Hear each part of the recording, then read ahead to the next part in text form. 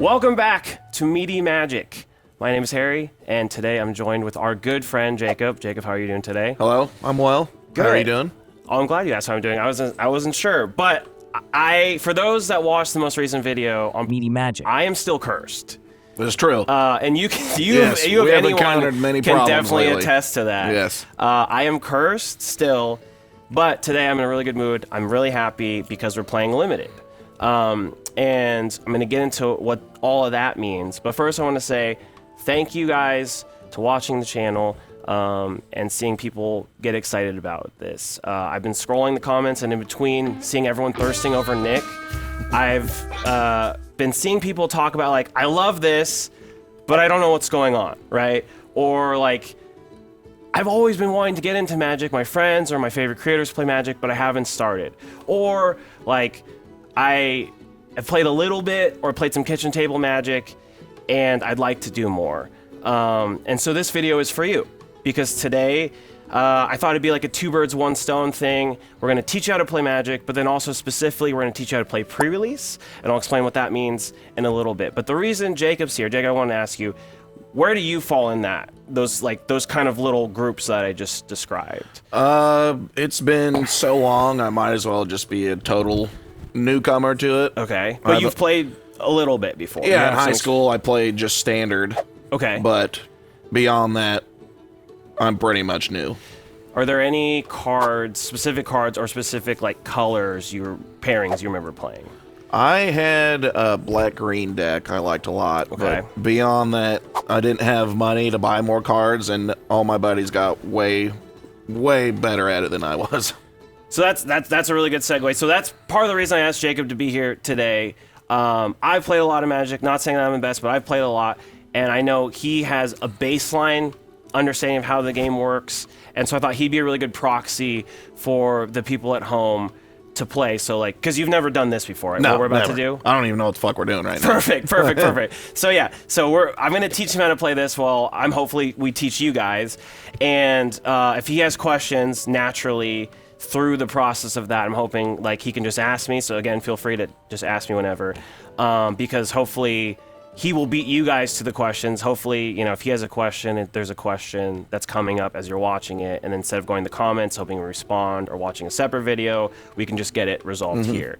So yeah, I thought he would be the perfect person, because also you have some experience, so that helps. Yeah. You've tapped some cards and you've cast some cards, so that helps. But yeah, so we are gonna play pre-release, but first take one step back. I'm gonna do a quick little housekeeping thing. We were talking about this before actually we turn on the cameras. There's different forms and formats of Magic. I'm not gonna go into everything, but I'm just gonna do it really fast, okay? So there is a grouping called Constructed, and that's like what you mentioned, standard. There's 60 card decks, and there are restrictions to the decks, what can be in the decks and how many. And that's your standards, that's your moderns, that's your legacies, that's your pioneers. And then there's what we're gonna play today, and that's called limited, because it's limited to the cards that you open or draft. So that's your drafts, that's your cubes, which is my favorite, and then that's your sealeds, which is what we're playing for pre-release today. So those are 40 card decks, and you're already limited to what you're seeing or what you're opening. So you could put anything in that you get from there into your deck. And then we'll go through deck building when that comes time.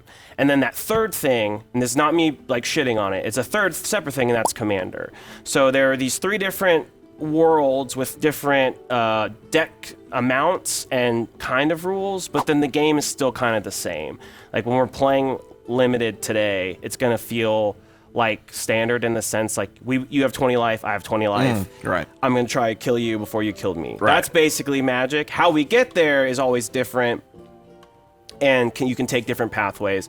But essentially, that's the game. When you're watching, me, Nick, and Hunter, and Nick play Commander, as our life total is going down, it's accurate, but not fully accurate in the sense like, oh, if he's at 5, that's looks bad. But if I'm at 38 and Jacob's at 36, it's still like the game is still kind of brewing in a sense.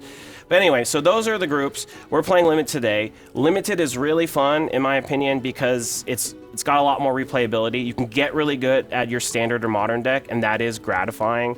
And you can learn the different matchups.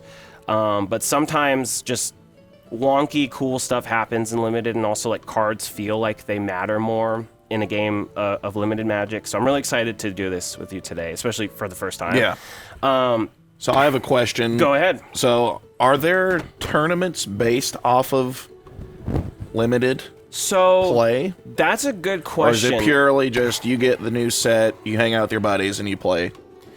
Yes. You draft and play Limited. Yes and yes. So to be honest, primarily the bigger thing to do in Limited is drafting, which I can explain that later, but there are draft nights. It's kind of dying down a little bit because of Magic Arena and Magic Online. You can just do it online, but you can go to a local store, find out what time they're drafting, sit down with a group of 7 other people, and then draft. And then it's like, they're not like high tier tournaments, but it's still like a Friday Night Magic where you play, you can win packs and prizes and stuff. There are, like at the Pro Tour and stuff, like the highest level, whatever, there are tournaments where their draft is a portion of it, but they really, because again, to sell product, they push like standard as like the big part of the tournament, but draft is still in there. Right. The reason we play sealed is because at pre-release, there's so many people that it's easier, instead of trying to arrange drafts, you just crack 6 packs and build a deck, which is what we're doing. Sorry, I should have got to that. We're cracking packs today, but we're also building a deck, and that's really fun. And so one last thing before we get into this, the reason I want to do this today is, one, I think it's a good way to teach you how to play. But for those of you who don't know, there's a new set that's coming out called Aether Drift on Valentine's Day, actually. So go get your boo some Magic packs, I guess. But forget your girlfriend, go play Magic. Yeah, or try to get your girlfriend or boyfriend into Magic, maybe, and then go broke together. You're right. But pre-release happens the week before a new set drops. So, like I said, Aether Drift's coming out on Valentine's Day. So on the 7th, the pre-release happens, and it's the first time everybody gets to have packs in hand and see and play with the cards for the first time.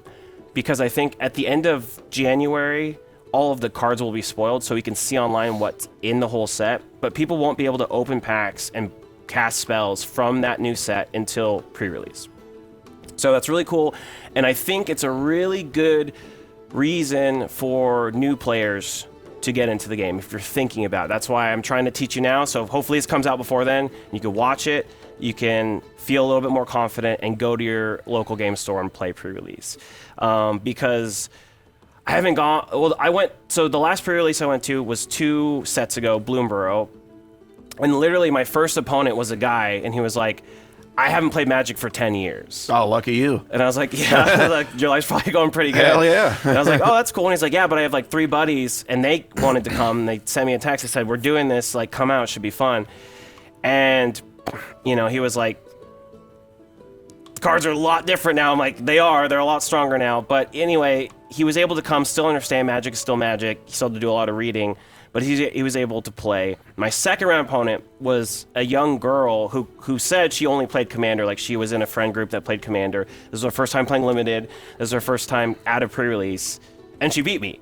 I am 100% better than her, played more games than her, and I'm not saying that anymore, but she beat me because that's how Limited Magic goes sometimes. Sometimes it's like you might just open insane right now, and you could beat me. And that's the other reason, the only reason I'm bringing it up, not salty about it, promise, is that you could win. Because I think some people are worried, like, I don't know how all these cards, I don't even know all the cards in the set, I don't know how the decks work, I don't want to just go to Friday Night Magic, get smashed. I've lived that life many times, and be sad. It is sad, but you could go, and there's a lot of other new players playing at pre-release, and you can win, and you can crack more packs and win prizes, and also it's just fun playing. So, try it. If you don't make it around this time, you should really at least consider buying the kits and going home and playing with some of your friends, because it's still a really good time. Last point before we jump in is we're playing Foundations today, not Aether Drift. And I think you would ask me why this set, right? Right. You're kind of, so this set is not the most recent set. It came out 2 sets ago. Dustborn just came out.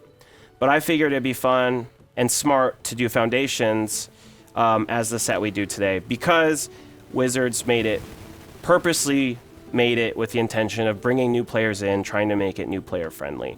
They promised that all these cards in here would be in Standard for 5 years, which that might not mean anything to you, and that's totally fine, but just trust me, it means that's a lot. It's a big deal. I'm aware that's quite a long time. It's a long time for anything, but it's a long time to be in Standard. They're trying to give more faith to the community because there's been a lot of bans and stuff. But also, I wanted to do this because the color pairings in this, which is going to matter for us when we deck build, are very emblematic of like common classic things in Magic. So like blue-red cares about spells like burn spells and counter spells and creatures with prowess. Blue-white is like always a draft archetype, and it's just about flyers. They're hard to block, they peck you down, they kill you. Black-white, if you guys remember in episode 1, Nick was playing Black-White. What was his deck about? Life gain. Black-White is always about life gain. Like, Wizards never changes it up, except for Strixhaven, which it was an aggro deck, which that was cool. But it's always about life gain. And that card that Nick actually cast, Johnny's Pride Mate, that we all freaked out about because it gets bigger when you gain life, is in this set. So, so like that, and then even blue-green. Like, blue-green always cares about ramping, which just means trying to get mana faster and cast big fatties and try to overwhelm you. So I thought this was a good way. One, the cards are going to be a little bit more simpler, and then also as you're doing stuff, you'll kind of start making little roadmaps in your head, like, oh, like this is kind of what these two colors like to do, which is not always, but it comes up a lot, especially in Limited. But I think that's it. Do you have any more questions before we open these? I don't believe so. Okay, so for the next handful of minutes, we're going to open these kits, and we can talk about these kits as we do it. So when you go to pre-release, someone will walk by, set this on your table, and they're like, don't open it until we all, do it together. But now we're going to do it together, so you can open it, and what you're going to find in there, there's a little, oops, a little pull tab here. Yeah. What you're going to find in there is 6 packs of this set. So 6 packs of Foundation play boosters. And then, you open yours a lot better than mine. Go ahead. And a spin down D20. And then there's going to be like a little plastic bag or a little sealed thing that has I think it's 1 to 2 cards. Those you can put in your... You okay? Yeah. Those you can put in your deck as well.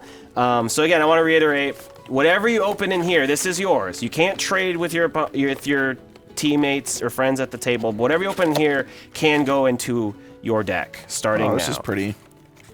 This is cool. Yeah, you want to do a little show off of what you got? You open yours way nicer than mine. So we got here, guys. Go ahead and I'll watch you take yours out. Neat little die, like you said. Yeah, I think it's all different. Oh, well, we had the same colors, but usually it could be different. So you got your dice. Yeah, I'll watch you. You got, so this is the little seeded pack, the first little plastic thing in there. Yeah, that's just an ad. Yep. And that's a divider card. But here is... This one? Yeah. So you can open that. Sometimes it's a good card, sometimes it's completely unplayable, but it's always worth checking out because sometimes the cards in there are quite good. Sometimes they're just bulk rares that if I open it, I just... No! Oh, wait, did you get the... What did you get? Archmage of Runes? Maybe he's good. You got a blue card. It costs 3 blue, and it says instant sorcery spells cost 1 less to cast. That's really good. It just is, as long as he's on the field, it can't be in your hand. If he's on the field under your control, he's making all the spells you cast from now until he's gone cost 1 less. Oh, it's pretty decent. And whenever you cast an instant sorcery spell, you could draw a card. That part is even better. So this card's really good. So again, this doesn't have to drive you in to blue, but it's really good, and if you can support it, it's only going to be better. This is a good example of kind of like, I like to call like an engine card, right? Let's set up a deck that services this one thing, casting spells, getting them at a cheaper rate, and then we draw them, or cast them, we draw a card. And other cards in this set care about you drawing multiple cards, so that could also lead into some other like synergy. So yeah, for your purposes, this, you already might be thinking, just because let me see, I bet you, I don't open super hot in pre-release, So I bet you mine is bad. Oh, mine's actually kind of good. My little plastic card is Painful Quandary. It's an enchantment, and whenever you cast a spell, what does it say? Whenever an opponent casts a spell, that player loses 5 life unless they discard a card. Jesus Christ. Okay, that's kind of good. It costs 5, though, but enchantments are kind of hard to remove. So if I do get to 5 mana at some point, and I do stick it, and you don't counter it or you don't break it, that might be really annoying for you. Right off the bat, you're thinking I might want to play blue. So this stays out. Yes. So it's not just out there for one turn. It stays out. Okay. It stays out, but there are cards that if it says destroy a permanent or destroy enchantment, you could interact with this and then get rid of it, and then its effect doesn't matter or doesn't do anything anymore. Which is why enchantments are usually a little more expensive, because if they do stick around, they do stuff for a while, whereas like, yeah, spell, like a lightning bolt is just like 1 mana, I do 3 damage to you, but that happens and then it's over, and then that card's in the graveyard, and then it doesn't keep doing damage to you. Right. So yeah, that's the power of like artifacts and enchantments. Okay, yeah, so that's one thing for you to think about. I'm thinking about maybe playing black. Like I said, I always end up playing green-black anyway. So now we're gonna crack our 6 packs. Let's make sure Wizards didn't short us. I have 6, you have 6. 1, 2, 3. Yep. Go ahead. And the one thing to think about is My token? you might see multiples in the same pack because of play boosters. That's fine. And you can play multiples in your deck. Don't let someone tell you that. So one thing, Jacob, I would recommend, sorry, I forgot to mention, I would recommend opening the packs and just sorting them by color. So like white, red, blue, green, black, you don't have to put in that order. Right. If you have like artifacts or colorless spells, that's going to be a little pile. If you have multicolored spells, I'd put them in a pile. And then if you have lands that aren't basics, I'd put them in a pile. Okay. So the reason to do that is it's just going to be shortcutting. It'll be easier. You're going to always almost have one color where you just don't have enough. Like I think the last pre-release I played, I had like 3 white cards. So even if they were really good, probably not playing white tonight because just on the sheer amount of cards. And you might look down and see this big stack and it's green, and that might be the first stack you pick up. And like, maybe let's see if any of these cards are interesting or good, or maybe play well with this card because I want to play that card. And so that's how you start. So it's just a shortcutting thing. I'll start going with you too. Because it is going to be a lot of reading if you go to pre-release, even if you look at spoilers, like even if in the back of my mind I know like almost what every card does, I still have to read it a couple times, one, to know what it does, and then to understand it. So I understand it's going to be a lot of reading, so this will save you some time in the long run of just sorting by color, and then you could just worry about, you might just be able to not have to look at even 2 stacks of colors anyway. Ooh. See now, so this card, if you open this card's really good with this card, because he says every time you draw your second card for turn, you make a little flyer, and this guy says if you cast a spell, you draw a card. So that's they just work with each other there. Yeah, they could potentially work really well together. Oh, nice. This card, I think, is worth some money. Okay, legendary creature. Is that what you just laid out in yours? He's actually not a legendary. I thought he would be. Oh yeah, this little guy, they keep trying to make this guy like the new mascot of Magic, and I don't think it's working. Loot? Yeah, but they keep putting him in every set. He is pretty cute. I don't know. I wouldn't give him a cute. I wouldn't give him a cute. But, yeah, also, I guess, for the people at home, for you, while we're cracking packs, there's only a couple cards that are worth money. Lane. Yeah, see, I put mine, in just a little spot. If you see a Sire of 7 Deaths, that's like, Borderless is $30, normal is like 15. A Bloodthirsty, which is a black card, Bloodthirsty Conqueror, is like $27. And the Twin Flame Tyrant, which I just opened, different art though, is like $15-17. Those are the hits. I have one here. Was creature enter or die, surveil 1. Oh wait, it says it right there. I'm a fucking idiot. Oh, it's okay. Yeah, Surveil definitely was not around when you were playing. No. That's kind of a they've been printing out on more cards, but it definitely wasn't around when you were playing. Also, 2, I'm sort of familiar with these terms, flying and death touch. Maybe explain what those 2 are exactly. Sure. I kind of know flying, but You want to take a guess at what flying like how it works, I guess I should say? Flying, I think, isn't kind of similar to trample. You just go through your opponent's defenses, right? Yes, in the sense that if you're attacking with someone that has flying, only creatures that you control that have flying or have reach, a different keyword, can block it. So they're quasi unblockable, which makes sense, right? If there's something up in the air and he's coming down striking at you, you won't be able to stop it unless it's in the air. Right. So that's how that works, which is why, like I said, blue white, no matter what set it is, if there are flyers, you can draft like mostly flyers and kind of be aggressive in a draft deck, and you can get a lot of wins. Because sometimes you just put stuff out, if you do enough damage fast enough, people will just be like, I can't block this because I don't have flyers myself. Or they've been printing more reach, but there's not been so much reach on a lot of cards, and so they're kind of like unblockable until you find a flyer to block. What was the other one? Death Touch. Death Touch is annoying because it just says as long as it deals 1 point of damage, it'll kill whatever is you're blocking it. Yeah. And so here's, sorry to cut you off. Oh, go ahead. Here's an instant here. The Think Twice.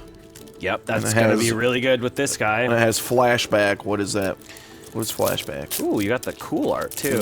Flashback means that if it's in your graveyard, you can cast it again for the flashback cost. And then after you do that, it's not like forever, then you just exile it. So just make sure that you just can't keep doing it forever. Right. So it removes itself from the game. So essentially, that card says you can draw 2 cards for 5 mana at 2 separate points in the game, right? You can draw a card once for 2 mana, and then later, maybe even the same turn, you could pay 3 mana, exile it, and draw another card. So that's nice.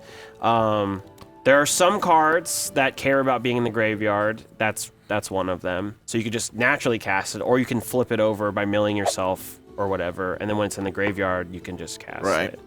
See, here's the shit I'm into here. Okay, let's see it's it. It's an instant. Target creature gets -1, -0 until end of turn. Draw a card. So short, sweet, to the point.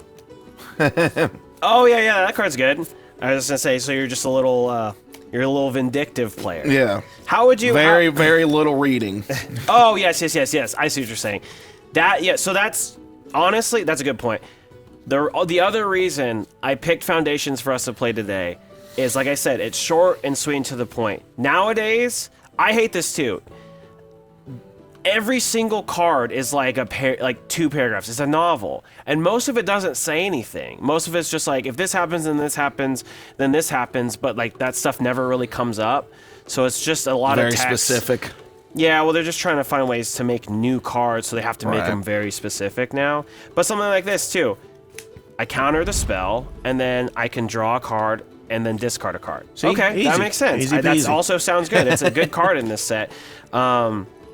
Yeah, so I was thinking this would be a little bit easier to follow along and understand, and also for you to play while we're doing this, because the cards are a lot more to the point, while still sprinkling in cards or mechanics like Surveil and all this other stuff. Right. Okay, here's an artifact. Quick Draw Katana. Oh, that card's good in this set, I think. Has First Strike. What exactly is First Strike? So First Strike... We're going to go over combat when we get to playing the games. Let's just talk about creatures for a second, okay? Because I think we'll get there in a second. We already talked about what your creature does, right? Has these 2 really good abilities. One's a passive. It just makes your spells cost 1 less, or your instants and sorcery spells cost 1 less. And the other one is a triggered ability that just says, like, whenever you do cast one of those spells, draw a card, okay? It costs... Cards cost up in the top right corner. The emblems, the mana symbols, those are mandatory, right? And that's also how you know what kind of color it is. So I know there's someone rolling their eyes right now, but I'm just going to show all 5 colors really fast and we'll move on. These are the 5 colors of Magic, okay? When people says like, oh, I'm a blue-black player, that means they like to play island cards and swamp cards, okay? And then we also have green, which is forest, white, which is plains, red, which is is mountain. And these are these are our resources. So if you play video games or board games, these are just resources. This is just the way that we fund and cast our spells through the game. Again, some of those are creatures, because creatures are spells. And anything else we want to do, we need mana. When you hear people crying in stream or on our videos saying like, I'm screwed, I have no mana, there's a good reason to be upset, because you just can't do anything in the game, right? Most things cost more than 2 mana, and especially if you want to cast more than one thing that turn, you're going to need like 5 mana minimum. Okay, so the mana symbols are mandatory. So a blue means you have to play 2 blue sources, and then the silver color, it could just be whatever, right? Exactly, it could be whatever. So you could have an artifact that taps mana. You could tap that, and then 2 islands, and then something, and a mountain, and you can cast this guy. But it just has to be 2 islands, at least. Exactly. At least 2 islands. You could bait all 5 islands. That's totally fine, but it has to at least be 2 islands and then 3 other mana sources. It could be like that, right? And then island, and then pretend this is an island. That could be it, right? So same thing. This person, Skyship Buccaneer, has the same casting costs, so same restrictions. This one's a little bit easier. 2 of anything and 1 blue. This does matter. This matters more when you get deeper into playing Magic, but when you're trying to build decks like we're going to do today, it does matter to consider how many, we call these pips, how many little colored pips are in there, because this card is a lot nicer because you only need 1 blue at any time, for sure blue, to cast this, whereas this could be double, because you could be sitting there like, man, I have 6 mana, but I only have 1 island, still can't cast that card. That's kind of frustrating, especially if you're trying to play multiple colors, which I would suggest you to try to build a 2-color deck minimum. I'm probably going to get freaky. I almost always play 2 colors and then splash a third for like 1 really powerful card, and sometimes it's my undoing. But it's just, Nick, when I sit down with Nick, he always says he doesn't like to do that. He doesn't want to draw the 1 island in his deck and be pissed off all game. I like to get a little freaky. I like to get a little greedy and play the edges. Nick likes to be a little bit more stable. But fun fact, Nick always beats me in pre-release. He always beats me in pre-release. He always gets me. And maybe it's because he doesn't do stupid stuff like me when I build my decks, but who knows. Anyway, okay, so let's go right back to this katana thing. So this is the cost. In this big block text, like Jacob was alluding to, sometimes it looks like a page out of Infinite Jest. Other times, it's nice and simple, right? This just says if you draw a card, if 2 or more cards on your turn, put a counter on this creature. A +1/+1 counter. Different than a counter spell counter. Right. You would like to see something here, though. If it's what we call vanilla, and it's literally just a 3-drop 2/3 with no text, no abilities, that's not a good card. And then down here in the bottom right corner, there is a number/number. That's the power and toughness. So toughness. The left side number is how much power it has. So when it goes to do an attack, like if I'm saying, okay, Jacob, I'm attacking you, when I turn this sideways, that's saying I'm attacking for 2 damage. Okay, hopefully that makes sense. And the 3 only comes in play if you do block. Now I have to say, will it survive the fight? Because the 3 is the butt, it's the toughness, it's the life. Life resets in between rounds, or in between combats. So it's not like, oh, I don't want to attack and get blocked by this 1/4, because he obviously won't kill me, but now I only have 2 life total. No, 1, that would be too much to track. But that's not how it works. What these cards would do is we call bouncing. Like, they do damage to each other, but not enough to kill either of them. And then, like, when I pass for my turn, you just take your turn. Neither of them hold the damage anymore. Right. They'll have it for that turn, because that might matter, because I might try to get you and say, like, oh, I'm just going to attack, you know, and then you block because you're thinking, like, why would he make that attack? I can clearly block. He holds that damage, and if I cast a spell that does 3 damage to this before I pass my turn, then it will die. Right. Because it's holding that extra damage, that 2-pointed damage, until the turn ends, and then it resets. Okay, let's go back to your example now. So you have the Quick Draw Katana, so it gives you +2/+0, right? Yes. And First Strike. Yes. That's the most important part. So Knowing what we know about Jacob's creature power and toughness, this is a baseline 3/6, but let's pretend he paid the mana to equip this. Now he's getting +2/+0, so he's a 5/6 creature, 5 power, 6 toughness, with first strike. This is where first strike matters. So you go to attacks, you tap it. I use my trick again and block both of these guys. You can block with multiple creatures. This is, if I was standing over your shoulder at pre-release, I would be waving my hands. I would say, Jacob, please, for the love of God, do not do this. But we're going to see what happens when you do this. In a normal game of Magic, like this example here, in a normal combat phase of Magic, if these guys are fighting, damage happens at the same time. Basically, just imagine we're standing across from each other and they say 3, 2, 1, and we both just punch each other. That surprised you. If one of them gets knocked out, sometimes they both get knocked out. Sometimes, like in this example, we would just punch each other and look at each other and like wipe our jaw and then go about our day. I don't know why I'm just visualizing I'm that. trying. It's the tutoring in me. I always easy violence, but it draws imagery that I'd like help the kids understand how to do math. I just picture some of the guys at the card shop we've seen just. They should do that instead of rolling dice. So I want to see 2 of those sweaty dudes standing across each other and just slap each other, like do a power slap for a roll. So picture that. Hopefully that's a sticky image now, because I wasn't trying to make Jacob laugh, but I'm glad he thought it was funny. But hopefully now it's gonna stick with you. They basically stand across from each other, look each other in the eye, and then just slap each other at the same time. That's normal damage. And then we'll check, like we did. We checked. Okay, he's doing 1 damage to them. I have 3 toughness, don't care, I'm surviving. He's doing 2 damage to Loot. Loot has 4 toughness, doesn't care. Right now, again, I could follow up, but right now, doesn't care, Loot's surviving, right? But now let's add in the wrinkle of first strike. First strike means I go first in damage. So now in the same scenario, I'm sitting across from you, and they say 3, 2, 1, and my hands are down, and Jacob gets to go boom. And if he knocks me out, I never get to respond. Okay. And that's what's going to happen in this scenario, because if you look, well, I guess for the purpose of this, I want this to be a full blowout. Let's pretend I have this creature. So if you look, I have 3 toughness and 2 toughness. You're doing 5 damage, right? Even together, this is a stupid block because I won't be able to kill your creature because you have 6 toughness, right? So really don't do this in a game of Magic, but this is for example's sake. So now we're lined up, and they say, all right, go to damage. You'll hear that a lot if you're playing at, because there's phases. And I know when you watch Nick play, he just kind of swerves in and out of the phases. But there are phases, and you need to respect them, and it's just a way to understand where both of you are at the table.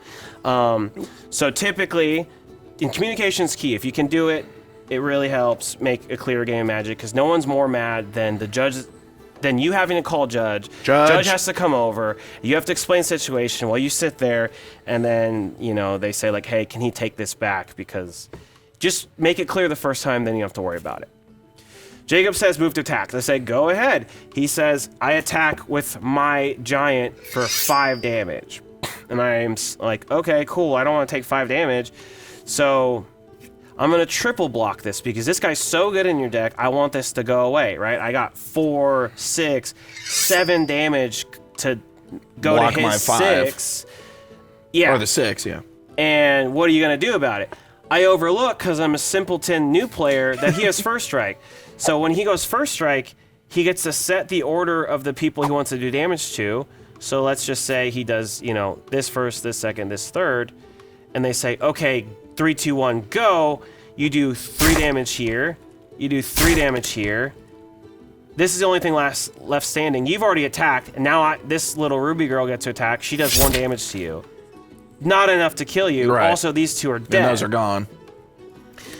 To make it a little bit clearer, if you had a 3-3 and a 3-3 attack, one has first strike, you block.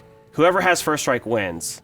Because, again, they get to go first. Right. They do enough damage to kill you. The other creature doesn't get to do any damage at all. That's a blowout. That's brutal. First strike is really rough, especially anywhere, but especially in draft. because it's all about just attacks and blocks and how you want to line that up. Does that make sense to you? Yes. Okay.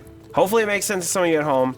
I'll just get fucking Judge over here if I need. But yeah, our judge is right over there, by the way. If anyone has any issues, we will call him over. But yeah, so that's we got to it a little bit quicker, but I think that was good to talk about like a combat phase, because I think that's important, but it is really confusing and easy to get messed up. Some people think the damage stays forever.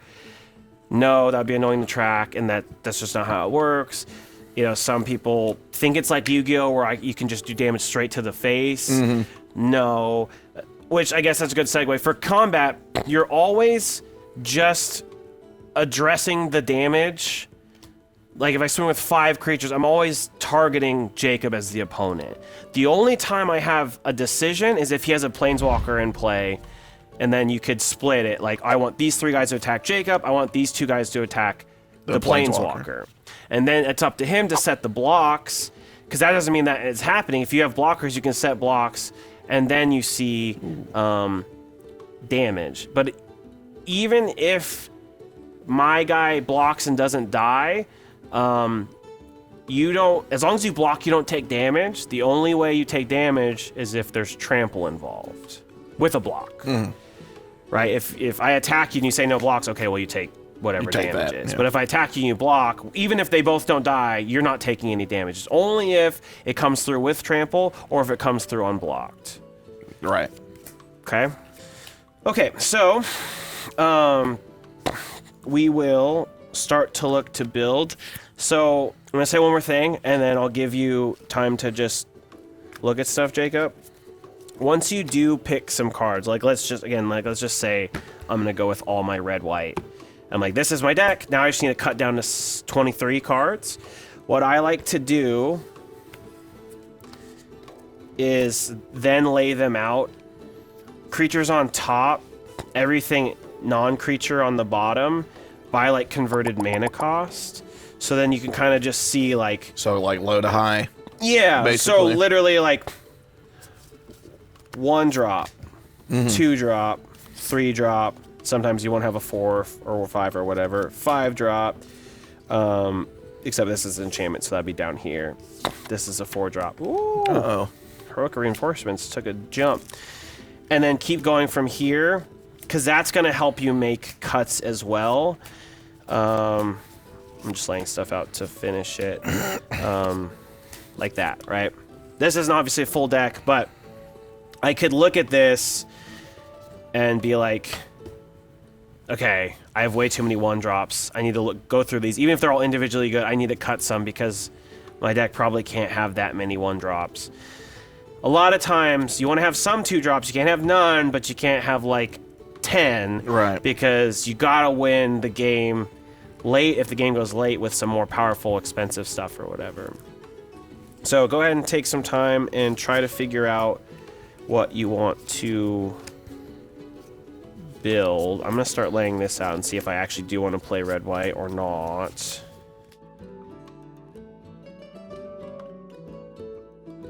Now we're gonna transition to playing our deck soon.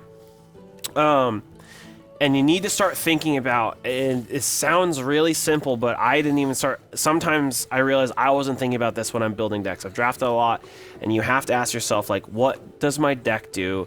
How does it win? All we're doing when we're playing a game of Magic is trying to get our opponent to 0 before we go to 0.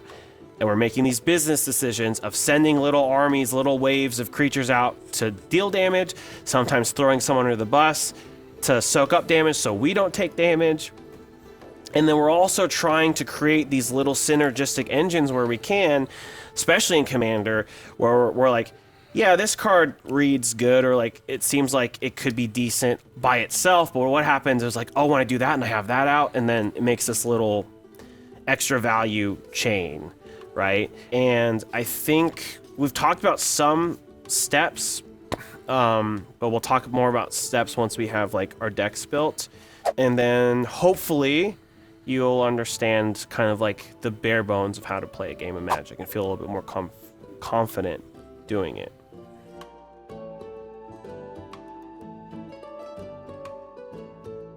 So what I just did right there really quick for people watching, I count, once I lock this in, I think I need to cut one card, but I'm like, this is basically my deck.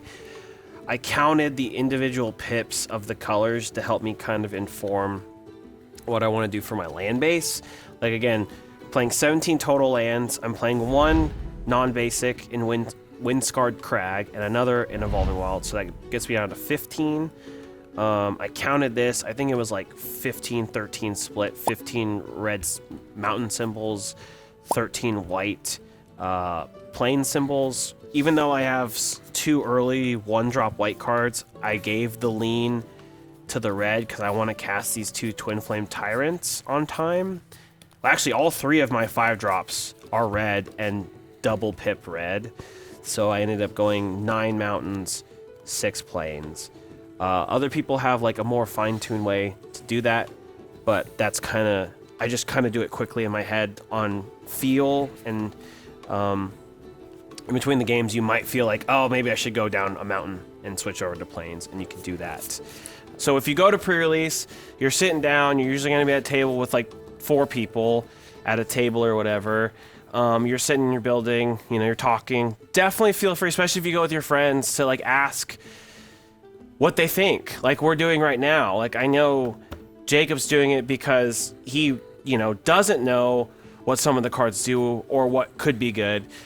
But even if you kind of do know what the cards do, or especially if you don't, definitely ask some of your friends that you think maybe know stuff at the table while you're building, because that'll help, and maybe they'll have some insights. I usually help Nick build his decks. Like I said, he usually beats me if we get matched up, but I usually help him build his decks. But then there's other times too where he'll be like, I think this card's really good, and I kind of push back on it, and then I think about it, and then I'm like, he's right, and then I put it in. So it's always helpful to talk. Or even if you're going by yourself and it's your first time, you know, I guarantee you, if you're sitting next to me at pre-release and you ask, I will help you. I will help build your deck. And there's other people like that that will give your input on how to make stuff better. So actually, we're going to do that right now. You keep, you picking your lands right now? Yeah, get the lands you need. I'm going to go phone a friend to see if they can help us finish building our decks, and then we can get to playing. I'll be right back. Okay, we have successfully phoned a friend. It's Mr. Nick. It is Nick. I need to make one cut, and then Jacob wants to show you his deck. And I haven't even heard actually what he's built yet, so maybe he can explain it to you too. Nothing good. Well, he opened a really cool card, and I think he centered it off of that card. Okay. So if he did that, I think it will be pretty cool, or like at least synergistically strong. You're playing blue-red? Yeah. Archmage of Ruins. Instant and sorcery spells you cast cost 1 less to cast. When you cast an instant or sorcery spell, draw a card. I like that. Yeah, that's cool art too. He's a giant wizard. Yeah, that was in his little like seeded pack, the one little card plastic pack. Okay. And that was the first card we read together for his deck, and I was like, oh, that's pretty good. Mm-hmm. And then he even has. Do you have 1 or 2? I know you for sure have 1, but do you have 2 other creatures that say the same thing in terms of making spells cost less? He has a flyer that says. Did I put that guy in here? Oh, he's right here actually. I think he probably needs it going. And then you probably want this Think Twice too, right? I had another one. There was 2 in there. I put 1 in there. Dang, you said I'm good. I'm good on the foil different art one. He says I'm doing commander rules, 1 card only. Let me see. Oh, yeah, you can do that. You know that, right? Did I tell you that? You can play multiple cards. Yes. I figured you could. I didn't know for sure. Yes, you can. Whatever you opened in these packs, you could put in your deck, and that includes multiples. I'm playing 2 of this card, 2 of this card, 2 of this card, 2 of this card. Actually, 2 of this card. Actually, which one? We have to get rid of 1 to put this in there. Which one? Let's see. Ooh, whoa! You got a mythic? Okay. I don't know. You got a Sphinx. Do you not know? Oh, that card's good. No, I've been letting him build his deck. Okay. Whenever I asked if he had questions, but yeah, I just I figured I'd build it and then let you rat look otters. over it. Okay. A turtle. I love the turtle. We're keeping the turtle. I don't care. If something else has to go, it's gotta go. The turtle staying. Can I ask why the turtle has to stay? He's cute. Use turtle. All right. He was probably going to be my first recommendation to cut. But if he's staying, Turtle's staying. Okay, okay. Well, you don't think turtles are cute, Harry? No, as a person that has cosplayed for more than half his life as a fake Hawaiian, I definitely think turtles are cute. But I think I bet you're one of those Sprite people that throws away the plastic can things and doesn't even cut them up. That's me. That's me. It's actually kind of funny. Jacob doesn't know what I'm playing, but the turtle on its face is bad, but the turtle is quite good against my deck. Well, So maybe keep it. The turtle. He should. I was I right. do. I don't really care for this thing. Yeah, I kind of agree. Just because I mean, like, it's fine because you're gonna have one, like, I don't know. It's kind of expensive. It's expensive and the stats aren't that good. I mean, the ability's fine, but like, I don't know. Feels like this would be a better. This over time would be better because it gets bigger over time and it costs less. Yeah, it comes out one turn early. It is a 3 for 2/3, but once he gets counters, which your deck is drawing cards. Yeah. And then same thing with this. Like, I mean, it's just nice to have because you have a lot of spells that just cost 1. So like, getting this guy, because this is a 5 cost. So like you can't even reduce stuff until turn 5, but if you get this guy out early, he's a flyer, you can just kind of let him, if he doesn't have any flyers, you can just keep bopping him for 2. So maybe you take the turtle out for him, but he just said turtle's good. I think I'm not too big on this card. Yeah. Just because I think this is right. Like to me, almost like you're not really an aggro deck. If you're doing like I don't know, I would take that out and then maybe think about subbing it in. Just because it's a 4-drop and it's a one-time thing, and usually that's for like, you want to like end the game. Like he's got one big guy, you take control and then you swing. So like you're going to be sitting with that in your hand. And like for me, I would play that if I was like an aggro deck and that's my top end. Right. Because it's just like, I'm going to pay all these little guys, bop them, swing. And then when I run out of gas, hopefully I draw that card. Right. And then like I play and I end the game. But it is just like you can also too, I mean, you get a treasure token, but yeah, it's kind of like you could just sub these 2/4, you get creatures out earlier. Right, that makes sense. A turn earlier so that you can get this guy. Also, this now costs 2. Anything that's like this is a 1-drop. This is a 1-drop now. You got this to get this is tempo. Because you can do that. Like that card right here, the block guy. The guy doesn't do block. I know he's like repeating, but this is like the same thing. It's like when you go to swing, play this card, have him return 2 cards. And swing with your guys, and he doesn't have blockers. Right. Now he lost tempo. See, this is why Nick's good at pre-release. But what's happening right here, it's really helpful and it is good. Like, I was just letting them talk because this is what's happened. I was explaining, Nick, that we've done this a lot in real life, me and you, sitting at the table, me, Nick, a couple of our other friends at a local game store, just being like, do you like this card over this card? What do you think about this? To try to make your deck better. I was gonna say this guy is like that 4-drop, but he's a 1/1. He has to attack, right?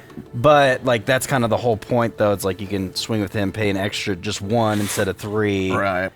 And if he does, I mean, the whole thing is like, oh, you don't want, do this target creature can't block this turn. Yeah, so it's like if you block down one big guy, and then if he does want to kill this thing, he's got to chump anyways. So it's just like it's a 1 cost. It's way cheaper. Depending on what your deck is doing, though, that card would be really good in my deck, but it might be replaceable and not as good in your deck. If you're not constantly putting threats down and trying to get in. You could let's see, what else you got? Yeah, look at what else he has here. There's also the You think this one is a good one or not? There's also the second thing twice. I think Runaway Together is quite good, especially in your deck. Because, again, let's just assume you don't know what I have, but you're just trying to make your deck as best possible. The fact that you could bounce something, and in this you see in your cards alone, there are cards that get +1/+1 counters on them, and so that means they get stronger over time.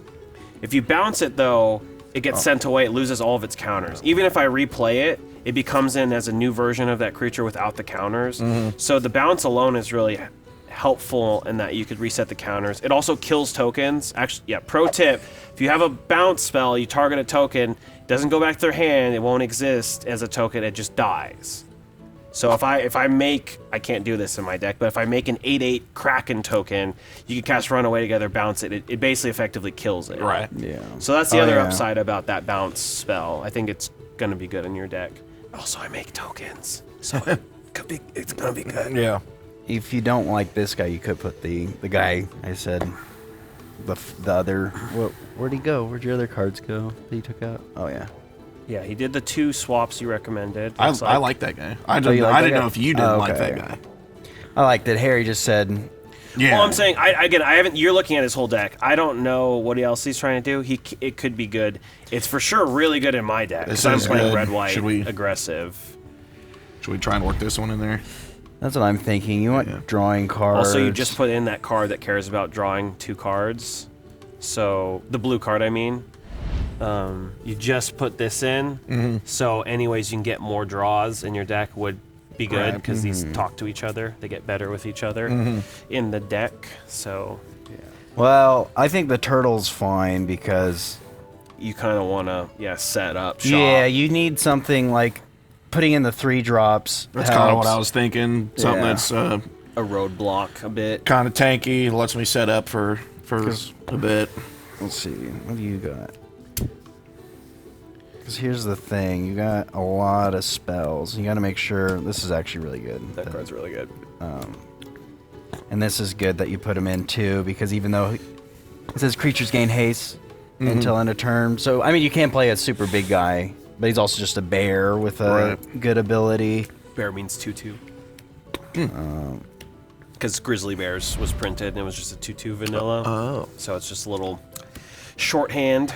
This card's really good too for what you're talking about. Like play him, he's got a fat butt and just can block a lot of stuff. Fat butt. So yeah, so it's like. Oh, you have Heartfire Immolator? That card's good. So yeah. And so what Nick's doing right now, he's laying out. He's just kind of looking at the curve. We call it the curve because you want to see from your how your mana charts from 1 to 6. So he sees, oh, Jacob has 2 1-drops, 2 2-drops, 4 3-drops, and just looking. You obviously want to have some like 5 and 6 drops, but you don't want to have like 8 or 10 because if you never get there, mana-wise, you might just die. And like I was saying, you don't want to have like 22 drops, which as I say that I look down, I have like 22 drops in my 2 slot. But you want to have a nice balanced curve because obviously early cards are strong, or can be, and you want to play them on time. But that's if you can. Cards get better theoretically as they cost more. So. Yeah, I wouldn't play this, but I'm wondering. This is a 4/3 for 4. It's not a bad body. Because what you need, you have good. Like this is good. This is good too.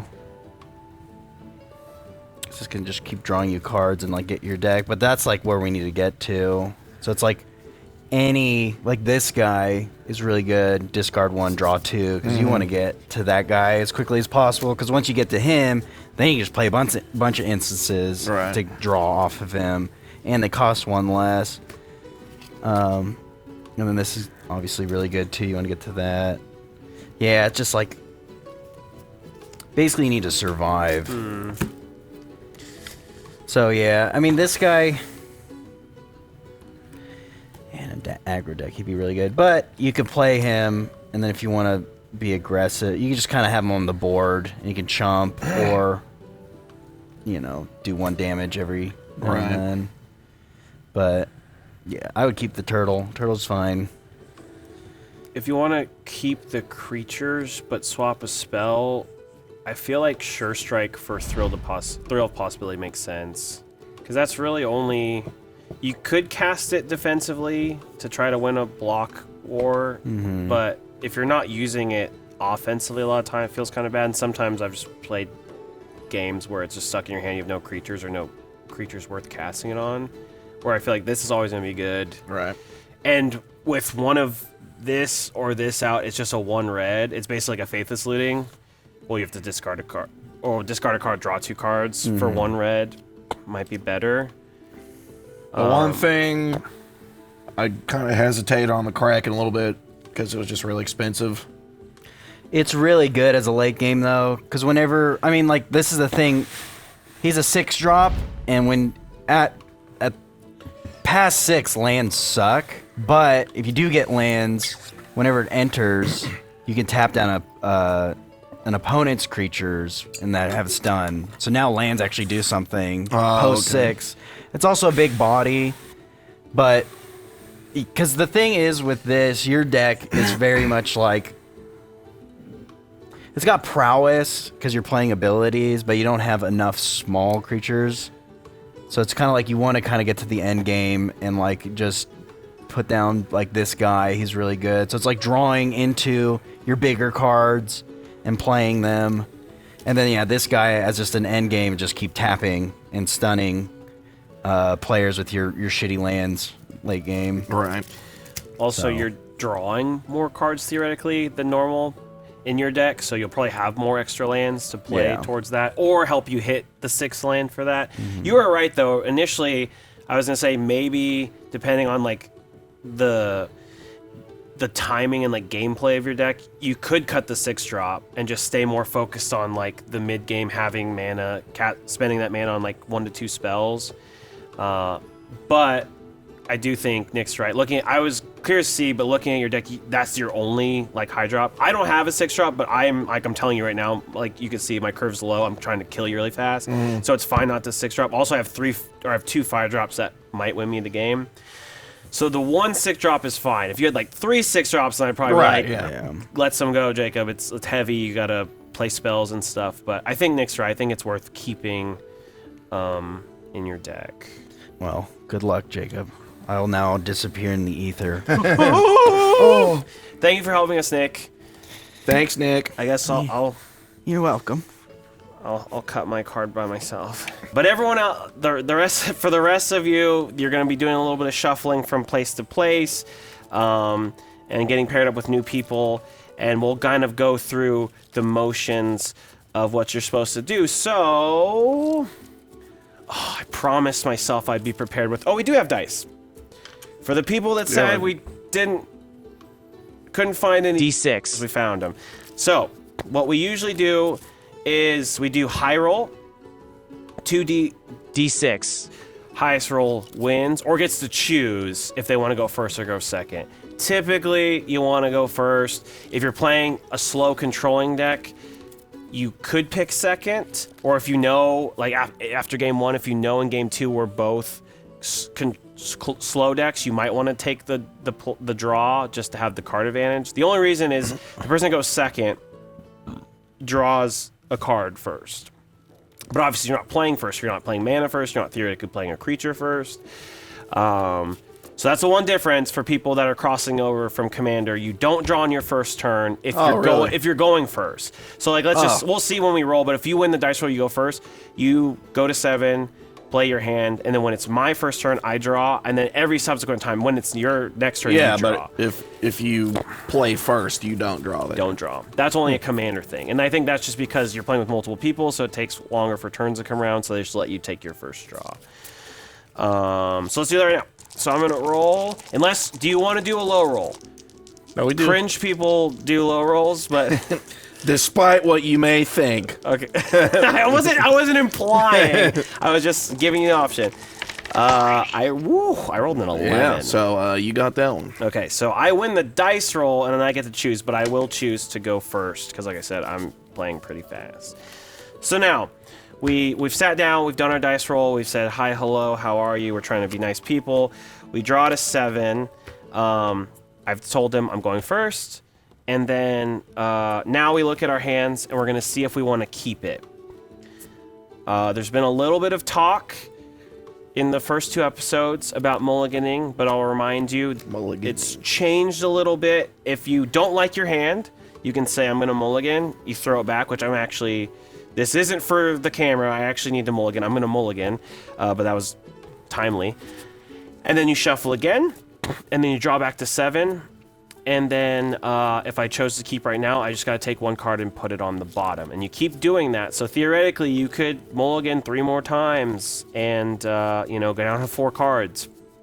I've done that in Tron. You don't really want to do that if you can help it in Limited. Are you going to keep your hand, Jacob? Just looking for a little bit of decent mixture of mana and castable spells. Well, I got some good cards, but not a good mana. Do you at least have 2 mana? Yes. Do you have 3? No. Okay, yeah, but it's right on the fringe. But you're on the draw. There is a card I was hoping to draw early. How much does it cost? 3. Okay. Well, no, there's 1. I'll keep this one. I think it's keepable. You are on the Let's draw. just keep it. Fuck it. Okay, you're gonna. Do you want to cut? Actually, I should have let you have the option if you want to cut. I'm mulliganing, so I'm going to 6, but I am going first, so that might matter. You will draw first. Just say yes. It's Thank you. going to second. I'll go ahead and take the risk here. And I think, if it's okay with you, I'm gonna, once I keep my hand, I'm gonna play with my hand face up. It's not to be like, oh, like, you can still see my hand, I can try to beat you kind of thing, but just so the people at home can at least follow one side of the table as we're playing. Obviously, once we play stuff, it'll be on the table. Oh, you're just going to have them out? I'm just going to have it exposed so I can walk through kind of like people could see what I'm talking about. Oh my gosh. I might show you how to mulligan twice, maybe. So stay. Oh, no, I can keep this. I can keep this. Okay, I'm going to keep this. I'm going to put this at the bottom. So now we've done our intro stuff. We're ready to start. I'm going to talk about really fast. Nick talked about this in the first episode. The very beginning, it's going to matter more so for Jacob, and then we're going to keep doing it. But it's untap, upkeep, draw. Untap just means you untap all your stuff. So like if I had just attacked, right, my creatures are tapped. If I pay for something, my lands are tapped. If I activated an artifact ability, my artifact is tapped. All of that untaps basically is just refreshing, right? Just refreshing so we can go again. We can pay for stuff. We can attack with creatures again. And then upkeep only matters if there's something that says in your upkeep do this. Otherwise, you just glaze right over it and go to draw. And then we're taking our turn. And then we're in our first phase. I'm going first, right? Yes. Yes, thank you. Okay, so kept my hand. I'm at 6 because I'm mulligan. Jacob kept his first hand, so he's at 7. He's going to go to 8 right when his turn starts because he's going to draw. I'm going to play my land for a turn. You can only play 1 land per turn unless otherwise specified. And then I'm going to see if I can cast something, and I actually can. I'm going to play this monkey. It's called Fanatical Firebrand. He's a 1/1 haste goblin pirate monkey. And he has the ability I can tap. So haste means you can attack immediately. Yes. Yeah. Yes, and that's very important. That's going to be very important for next week for Aether Drift with the vehicles and stuff. You can't attack right away, even if you crew it, unless you have haste. Also, you can do your abilities right away. So if I wanted to, this would be stupid, but if I wanted to, since he has haste, I could activate his ability by tapping him, sacking him, doing a damage to something. Can you, just at the first turn, can you do damage to me? Like, yes. Immediately? Yes. Yeah, so he has haste. So I'm going to move to attacks. I know he can't do anything yet because he has no mana, so if I was nice, I would wait for him to say I could go to attacks, but I know he can't do anything, so I'll just go right through. I'll attack, so I have to tap my guy. Again, I can only do this because this monkey has haste.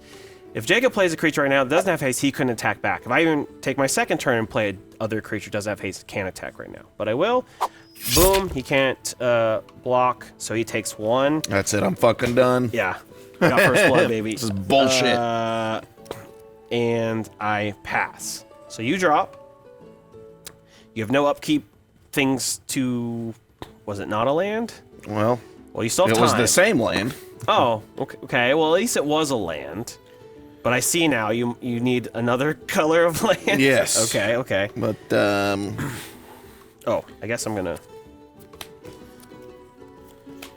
This is not on the field. This is my hand for those watching. Okay, he plays 1 land. Yeah, that's all I got. Is the monkey gonna do 20? Yeah. Draw for turn. So, I didn't even follow my own rules. I untapped my mountain. I forgot to untap this. Untap, upkeep, nothing happened. Draw. I'm going to play my land for turn. I still can't do anything else but attack with my monkey, so I move to attacks. Attack for 1. Pass. Judge. Yes. Can I do haste on itself? Not unless it can activate its... no, because it has to have haste. Yeah, ironically, it has to have haste to activate its ability to give itself haste. Okay, well... So, but that's for if you play I it... need to throw something out anyway. If you play it this turn, though, next turn, if you play something, you could tap it, give that thing haste. That's what it's designed to do. Do you have a mountain? Yes. Okay, that's good. So you have both your colors of mana. I also have both my colors of mana. So we're not stuck on that. There's only... But also, yeah, I mean, I don't know what else you have to play, but if you play that 2/2, I can't block you anymore. I can't attack you anymore because you can just block, because I'm a 1/1. I'm just going to go ahead and do that, right? Yes. Bring him out. Yes. Okay. So, who did you play?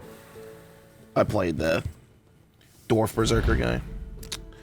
Okay, and it's a 2/2 for 2, so it's a bear, but it has an ability. You can tap it and give target creature haste until end of turn. Okay, so haste is coming up a lot in this first match. That's good. Is it my turn? Mm-hmm. All right, I untap. I draw another mountain. I'll play the mountain. So I have 2 plays I can make here. One's a creature, one's an instant. And so I am not going to do the instant right now. I'm just going to play the creature. I play Inspiring Paladin. It's a 3/3, and it says during my turn, this creature has first strike. So we talked about first strike earlier. And then it says on your turn, creatures you control with +1/+1 counters also have first strike. And a pass. So, I forgot. At the end of a turn, these get untapped? At the beginning of your new turn. Of your next turn. Yeah, okay. so you're untapping right now. And then did you draw for turn? Yes. Okay. So, if... like, my creature is tapped... Mm-hmm. It cannot block. It cannot block. Correct. Okay. But might be worth it, depending on what you're trying to do. Okay. Whatever, I'll just do this. Okay. Cast the Mocking Sprite. Oh, yeah. That's I'm good. going to tap to give him haste and attack. Are you... Oh, you're in attack? Yeah. Okay, so you're tapping... tap that to attack. Oh, yeah. No. And then, again, like we discussed, this has flying. I do have 2 creatures. Neither of them have flying or reach, so I can't even physically block it if I want to, so I'm taking 2. So I go to 18. Is that your turn? Yes. Okay. I untap. I draw. Probably smack me pretty good here. I play a land. Okay. Sorry. This is it's going to be a lot to remember, but I'm going to cast Swiftblade Vindicator. It's a 1/1. Okay, but stay with me. It has double strike. It has vigilance and it has trample. So I guess this is a good time to talk about... Well, we know what vigilance does, right? I can attack, but it doesn't cause me to tap. Usually people, when they're playing in paper, they'll do this motion to indicate, like, I'm attacking with this, but I'm also acknowledging I don't have to tap with it. They'll push it up like that, right? If I'm going to attacks, I'll do like that. So we know what first strike does, but double strike just means... Same thing, we're standing across from each other. They say 3, 2, 1, go. I slap you first while you stand there with your arms at your side because I have first strike. And then if you're still standing and I haven't killed you yet, then I hit you again. But that time, that's the regular combat phase. So like you also slap me too. Right. So a lot of times if you do block and I kill you on the first strike proc, it's basically just punching a dead body and then doesn't really do anything. It gets the point across. But if it has trample like it does, that could really matter. Right. Because I could hit you, kill the thing, and then the next damage is just going straight to you. Right. Right now it's a 1/1 though. I will move to attacks. And I will attack for 3 at you. And then I pass. I have 2 cards in my hand and then 2 mana in my hand. something to think about. But you do have your sprite now, so let's see if you can start casting spells on the discount. What's your monkey do again? I could tap it, sack it, and do a damage to something. And then... But if you're in the business of doing 1 to 2 damage to something, you probably want to kill this card that has 3 different abilities on it. All right, throw down this burst lightning. Oh, yeah, okay. I was going to say, do you have burst lightning? Yeah. So, yeah, if you have burst lightning, you want to target this? Yep. That is dead. That's a good play.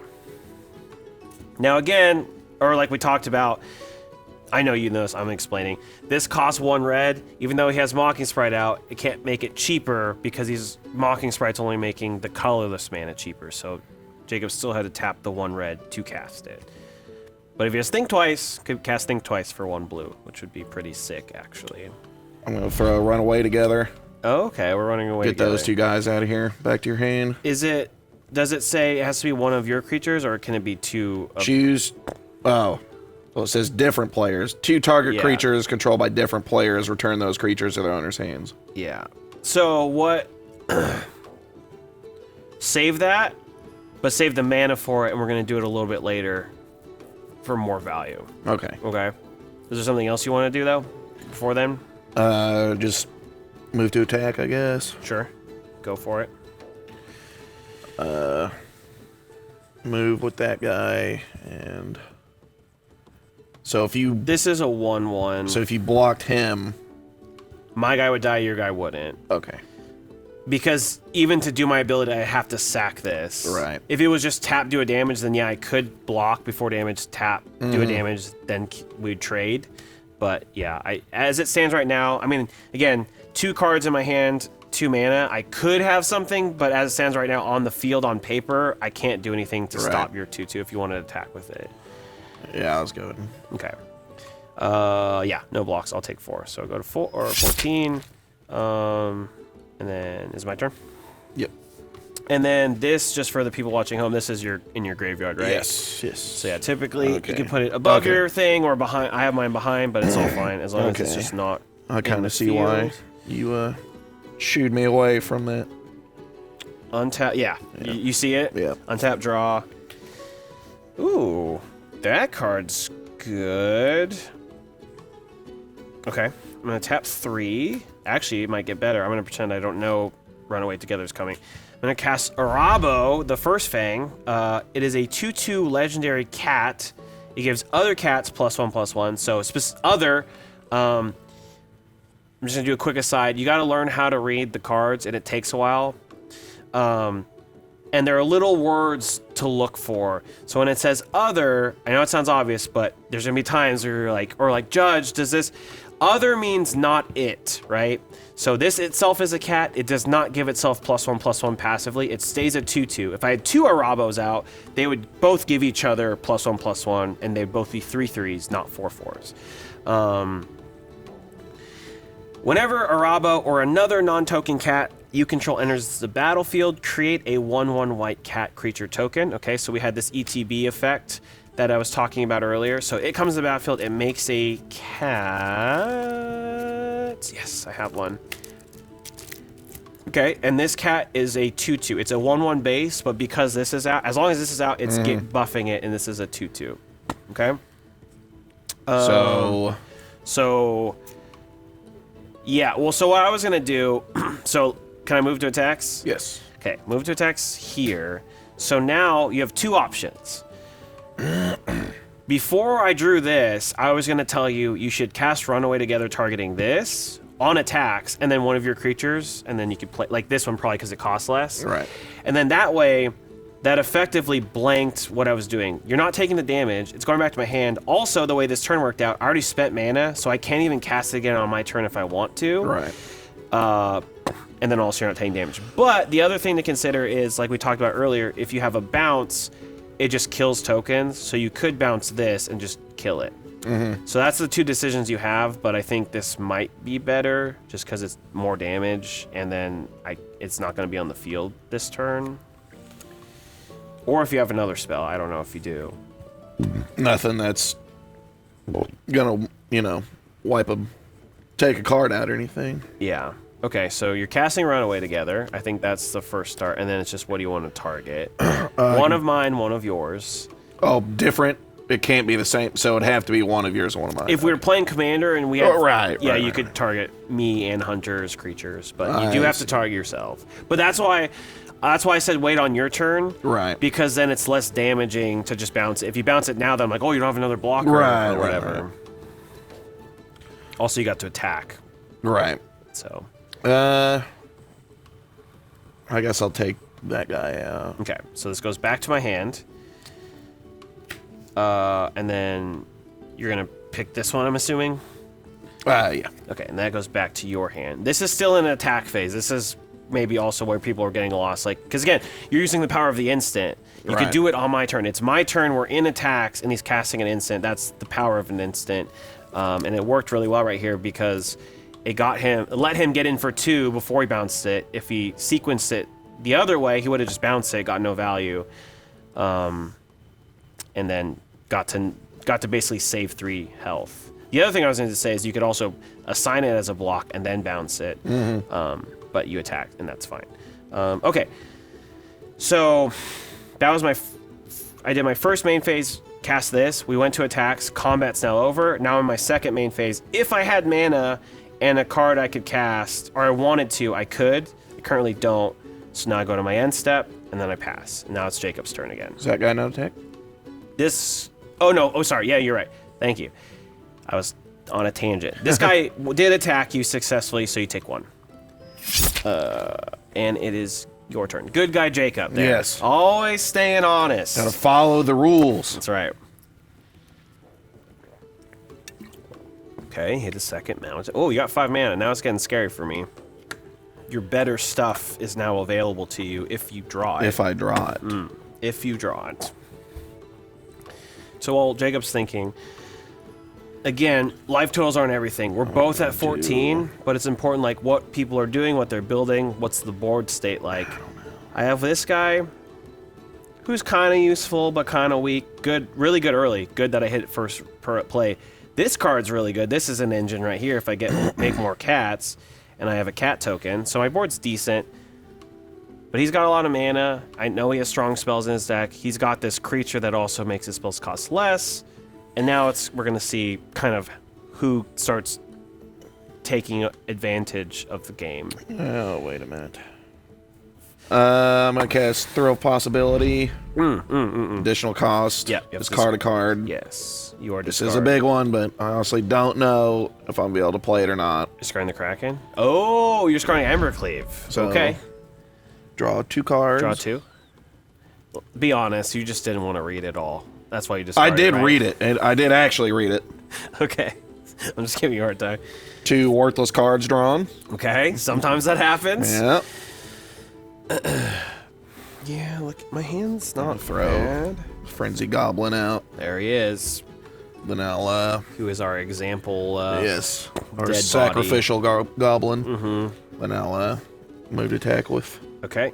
Walking I Sprite. still can't block. See, this is the power of having flyers here. I go to 12.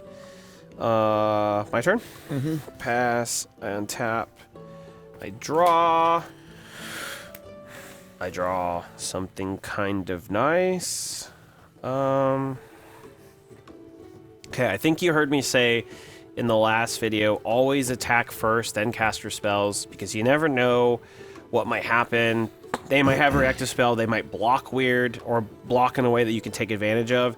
I just do something that'll help in combat, but if I just straight, like, mindlessly go, like, oh, tap my mana, play my 3-drop, or tap my mana, play my 4-drop, that window closes, right? So always attack first and then figure out later. You can stay flexible with your mana and with your cards. It's just the better way to play. It's good to get in that habit right now, even if you're a new player. Just be like, and sometimes you don't have any attacks, but it's always good to think like, okay, if I'm going to attack, get my attacks in first. See what happens when the dust settles, and then cast spells later. So I'm gonna do that. I'm gonna move to attacks. This is a 2/2. You have a 1/1. I'm going to attack for 4. Can I use this? So that is when I try to cast it. So like when I try to recast this card, you can counter it. Oh, but not if But you're not just... things that are currently on Right. the battlefield. Right. Yeah. Okay. Do you have anything else though that could interact with them? That little guy's a 2/2, right? This is a 2/2 because of this. Again, if you had like, let's just say, I know you don't, but if you had another runaway together, you could bounce this. That would shrink it to a 1/1. Then you could block, and they'd trade. They'd kill each other. But currently, it's a 2/2, and this is also a 2/2. Yeah, I don't have nothing. Okay. I can choose not to block, right? You can. Yeah, you totally can choose not to block. So you're just gonna take it. Yeah. Okay. So take 4. I am going to. So I have 2 options here. If you're watching my hand, guys, I have the 3-drop that Jacob just bounced my hand last turn, and then a 4-drop. Since I have 4 mana, even though this card's quite good, I'm gonna spend my mana efficiently and tap all 4. Because even if I spend the 3-drop, I don't have another mana to cast any of these spells. So tap all 4 and cast this. So now, Jacob, for you, this is your window to counter it if you want. What is it? It's a big lizard guy that every time I play a land, you take a life. And it's a 3/4. Yeah, I'm taking it. Yeah. So, don't always assume, well, especially once you know your opponent has counters, like I did. I tapped my mana, I said, I attempt to cast this. I set it down here, like, below my creatures, waiting to see if he has any spells or counters or effects. And he just said, yeah, fuck that. He countered it with Essence Scatter. So now it's countered, goes to the graveyard. And I just wasted all my mana. Well, not wasted, but now I have nothing. So it's your turn. Okay. I will cast the one I do have. Yeah, okay. Think twice. Now remember, and you don't have to do it now, because Flashback just looks at the type of spell it is. Since this is an instant, you could flash this back on my turn and draw a card. But if you wanted to, you could draw another card right away and exile your graveyard for 2 mana. Cast Blazing Scourge.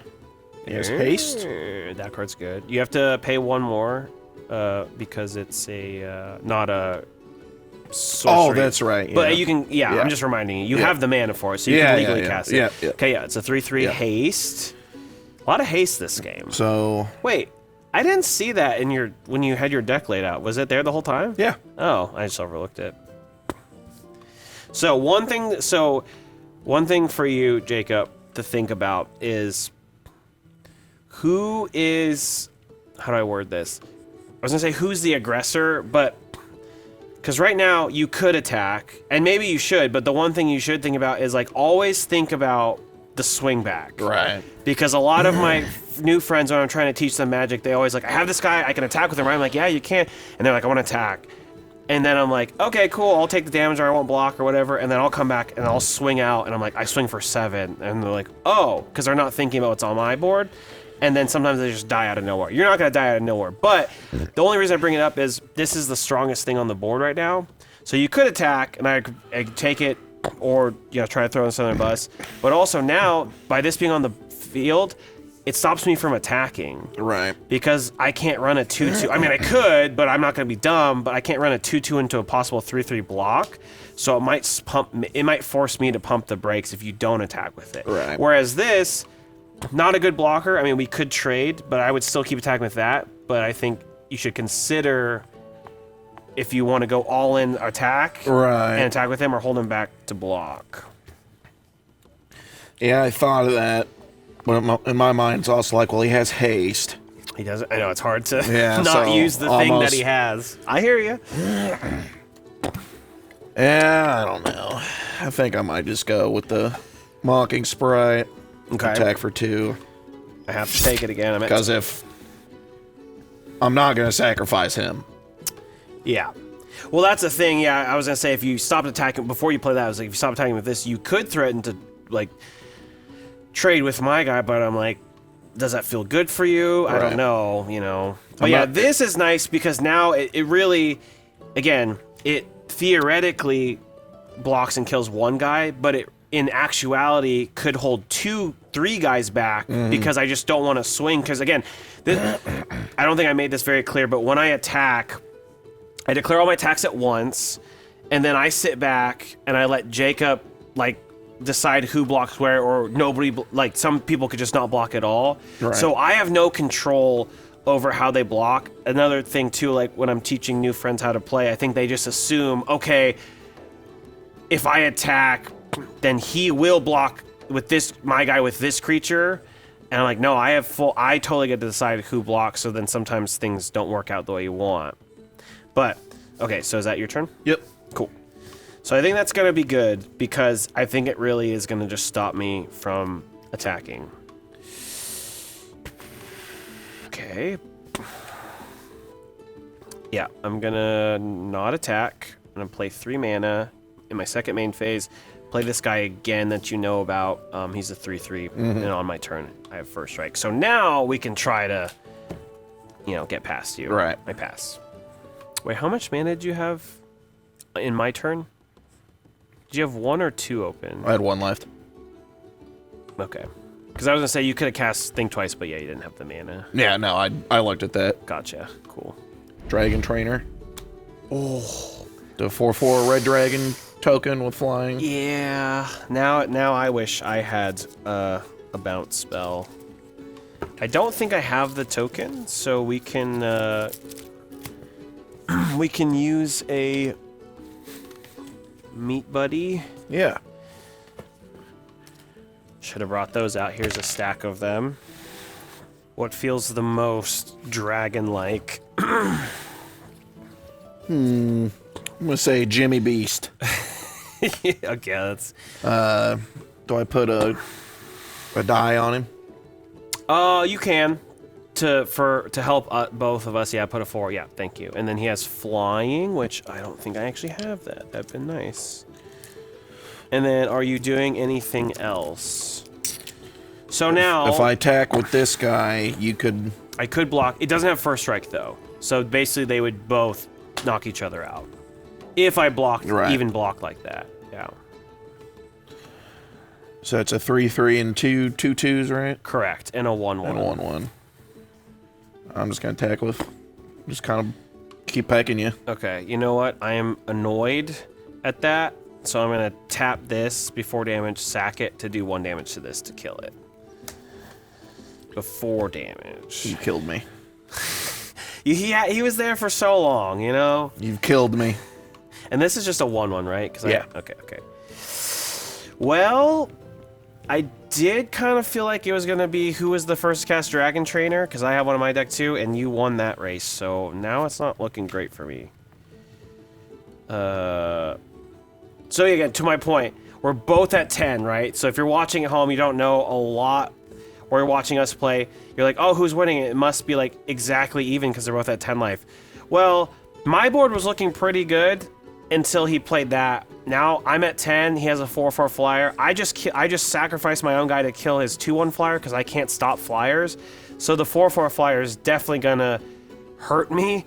And if I don't do anything about it or beat him in 2 turns, that's going to kill me in 3 turns. So clearly, if there was an advantage bar, it's leading Jacob's way right now. Draw a card. Okay, got 2 of those. Okay, so I'm going to do the only thing that I possibly can. Oh, you have so many blockers, though. Move to attacks. I'm going to attack for 5 total. This has first strike because it's my turn, and then this is a 2/2. So can I block your 2/2 with the 3/3 Scourge? Yeah. So here, I'll bring them over here to you, but like lay out like how you want to block so we can visually see what you're doing. And this has is a 3/3 first strike. First strike. First strike. So if I wanted to block with my dragon, you would hit me for 3, -3 on my dragon, then you'd hit for 3 again. No, that's double strike. Oh. So I would hit for 3, and then if you're still standing, then you would do damage to me. So on paper, again, I could do something, but on paper, if you block with this and we went to damage, I would do 3 to it. It would hold 3 damage. It would do 4 to my guy. My guy would die. I don't know. The fact that you attacked makes me think you have something up your sleeve. That is a good. So far, your intuition's been pretty strong, so I would maybe go with that. Can I block 1 damage with the Dragon Trainer? Yeah, like we talked about, that's a chump block. You could just say, I don't want to take 3, right? Yeah. But I don't want to put my best guy on the line. Right. I'll go ahead and chump. Okay, that was a really good play because I was gonna do this, which I'm gonna do now, but not kill your dragon. I'm gonna kill your Scourge. I'm gonna cast. Actually, I'm gonna cast this. I'm gonna cast Sure Strike. So it just gives my cat +3/+0 first strike. So it's gonna do 5 first. It dies, and then so my cat will live. And then yeah, your 1/1 just dies. But you take no damage, and you're still ahead. So go ahead. It's a very heads-up play by Jacob, I will say. I tried to. That was the only way I could really steal his get his dragon off the field, is we block with it, and they first striked. So now we might be in hell. I think you're gonna be a good player, Jacob. The fact that you looked at your graveyard more than once just tells me that, because some people never look at their graveyards, and you know you have a flashback card. Some people would know they have a flashback card and still not look at their graveyard. Yeah, I'm gonna use the flashback card here. Go for it. So it is the full 3 because Mocking Sprite's dead. Yep. So draw a card, right? Draw a card, yeah. And then usually I like to indicate I just take it above the graveyard and put it like sideways, so that's it's exiled. Right. But yeah. Hopefully this is making sense so far. Can you explain this guy to me? Yes, absolutely. Erudite Wizard? Erudite? Erudite. Mm-hmm. Whenever you draw your second card each turn. Yep. So that card... I would have to draw 2 cards? So wait. Did you just draw that off Think Twice? Yes. Oh, dang it. I was going to say, we need to go back in time. Okay. That's the card that you play it, then you cast Think Twice, then it gets a counter. But that's fine. Shit. I didn't even... Well, I mean, you had... It only was a mistake if you had it in your hand, but you literally just drew it, so it's just unfortunate. Right. So yeah, anytime... Well, same thing. So you have Thrill Possibility, which you unfortunately already cast this game, and Think Twice. So you already draw 1 card per turn, right? So that's 1. But if you find a way to draw another card on your turn, that'll be 2, and then it gets a counter. Yep. Or if you just cast spell, lets you draw 2. I would still play it though, because it's pretty good blocker. Yeah. But I'll the reason we put that card in your deck at the last second, because if you get the giant out, he's the one that keeps drawing your cards. Now we can get the 2 really fast, and that guy can keep getting counters. Right. So. Yeah, I'll still throw him out for to block. Well, it blocks my 2/2s, that's for sure. Then I'll attack with my 4/4 dragon. Yeah. Tap it for me, please. Yeah. Take 4. I go to 6, and it's not looking good. My turn? Okay, so now we'll talk about it when it comes back to your turn, but this guy's ability might be really relevant to help you win the game. Yes. Yeah, because I could be like, oh, well, I'm going to hold blockers, and you just be like, one guy can't block, maybe you bounce another guy, and then I just die to your whole board, so. Drew a land, play a land. Always play the lands. Yeah, I have to... You're at 10. I have to hold back. Yeah, there's just no way to win if I don't attack, though, is the thing. But if I full swing and do not kill you, I do just die. So... I think we move to attacks. I attack for 3 first strike.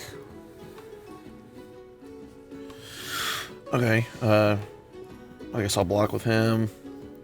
But then, do you still do 3 to me, since it's first strike? I don't do 3 to you, but it would kill it. Yeah. You're fine with losing it? Or do you...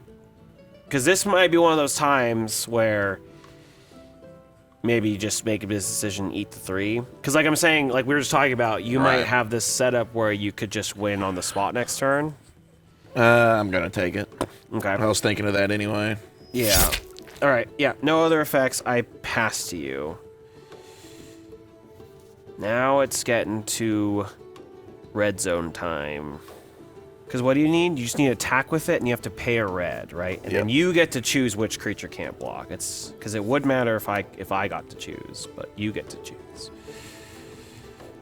But yeah, hopefully this is making sense at home.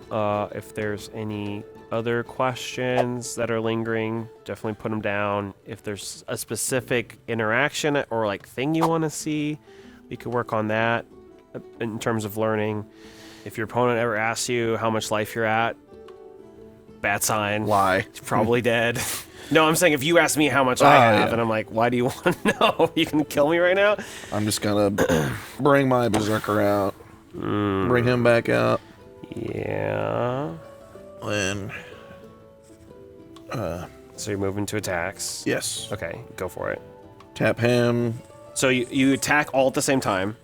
So like I know you want to do this ability, I'm gonna do his ability, yeah. but it's on attack trigger. So so- well, I'm saying you want to attack with more than just him, right? So turn the guy sideways you want to attack with, and then we can do this ability. Yeah, I'm gonna do. Okay, yeah. So it works like that. They all attack. This will trigger. Ask you, do you want to pay a red? You say yes, so you paid a red. And then now, who do you want to target that can't block? This is tapped. Yeah, This guy? the cat, he's still 2/2, right? Correct. Yeah. Can you say why you chose this guy and not this guy? Because I think it's... Is he... It's smart. They're both 2/2s. But the smart... Or actually, I don't know. Did you have any thought behind it? I'm giving you credit for something. I actually thought he was a 1/1, honestly. Okay. Yeah. I can't really see it from over Sorry, here. yeah, he's a 2/2. But I was going to say the good reason... A lot of people would choose this, I think, subconsciously, because it's better, but you want to do the opposite. This card is better because it can make more cats. And if you make this not be able to block, so this has to block so I don't die, there's a good chance it'll die, and then that you kind of get rid of it that way. So, okay, this can't block. I'm going to just tap it for visually for people at home. So the 4... These guys are attacking. Yeah, these guys here. Okay. So there's 2, 2, 3. Yeah, and a 1/1. Okay, before you move to attacks, before I move to blocks, I'm going to flash in something. Flash is the same thing as instant. Yeah. If a card says flash, you can cast it instant speed, so I'm doing it now. I'm going to flash in Resolute Reinforcements. This is a 1/1. When it comes to the battlefield, I make a 1/1 also make a 1/1 soldier token. Oh, wow. I didn't read that. And then I'm also going to tap my other 3 and cast Goblin Surprise, and this makes two 1/1 Goblin tokens. Neat buddies. These are definitely my goblins. Okay, so I flashed all these people in. Even though they just came in this turn, anybody can block unless it says otherwise on the card. So now I'm going to move to blocks. I'm going to triple block this, and then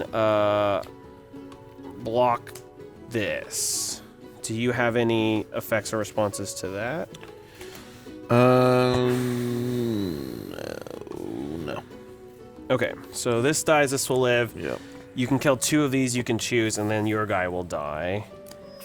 Are these all just 1/1s? They're all 1/1s, yeah. Yeah, I just... Okay, yep.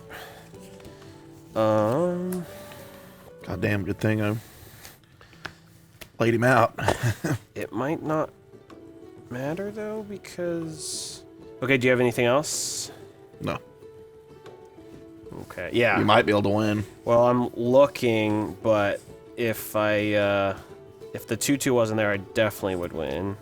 Yeah, I think I got it. I'm going to go to attacks, attack with everything, and then I'm going to let you block. Maybe this So will be better. could I block 2 1/1s with this? Nope, you can only block one guy. Oh, well, fuck. Yeah, I think you win. But I mean, if I block the if 3, you block this is and I still take 6. 1. You won't take 1. Oh. There's no trample on it. Oh, okay. Right. That's 6. Yep, 2, 4, 6. I mean, I have no choice but to block that guy.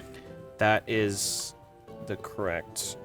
Well, yeah, because if you block this, it would be 3, 5. That would be exact 7. So yeah, you have to do this. I feel bad because that's the right block, and you would win next turn. But before damage, I'm gonna cast this, give all my creatures +2/+0, and kill you. Dang it! I knew I should have fucking not. That was a dumb move on my part It was. because I had that ready to flash. What did you play instead again? I threw out this guy just as an extra blocker. Yeah, you should have flashed this in as a blocker, and then you would have definitely. Well, I didn't know. Schemed me. I did this before, like when I attacked. So when you just attacked me, I didn't have enough to flash. Yeah. Flash him. Close game though. I mean, I had to have this because again, if I didn't have the pump, I have my cards face up, and I'm not, I had the line to win, so I cast it because everyone's gonna be like, ooh. But you did the right thing. If I didn't have the pump, you made the right block. You would have won on the swing back because all I had in my hand was a little guy. Right. Well, actually, this could have blocked your flyer, I guess. So I guess maybe this was also a good draw. But hopefully you had fun playing and building the deck. We did it kind of fast so we could keep moving along for the people at home. But my favorite part is just sitting down and drafting or opening up the packs and trying to find a way. Kind of like, I like playing, but kind of the thing that we were doing with Nick, where it was just us three like theory crafting, like, well, this is better, or this is like more value potentially, or I could see a game going where you'll need this card and this card's worse.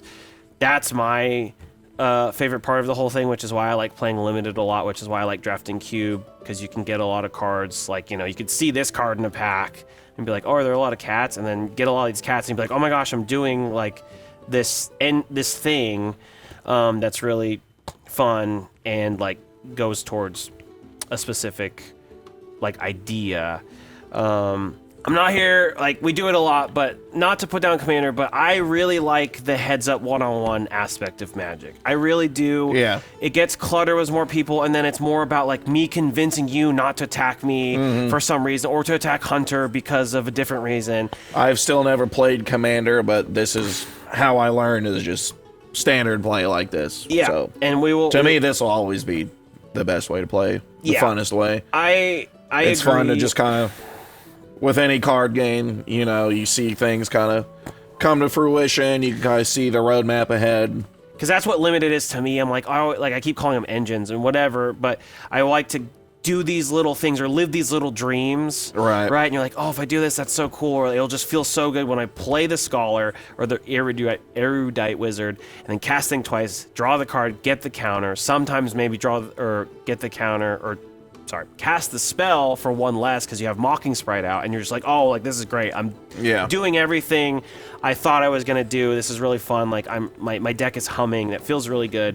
But in the same way, it feels like when you're racing, it feels really good when we're like in it, like step for step. Like, okay, like I'm holding my breath. What is Jacob gonna play, or how's Jacob gonna attack? Because it only matters, it's just me and him.